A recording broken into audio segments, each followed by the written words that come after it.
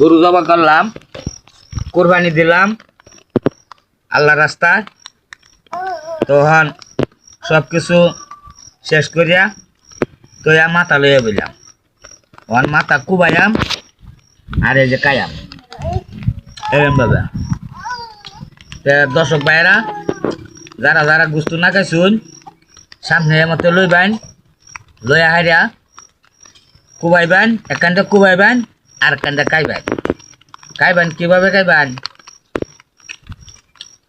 এটা কিন্তু ওই যে রক্ত, এই যে দেখতেছুন, খাইবেন এরম ভাবে কামড় মারিয়া খাইবেন।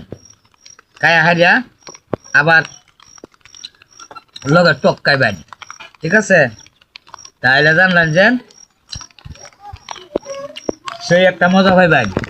এই যে এটা এটা কিন্তু কোরবানি, হ্যাঁ। এটা যদি মনে করুন কুচি কুচি করে কারণ যা, তাহলে অনেক হইব।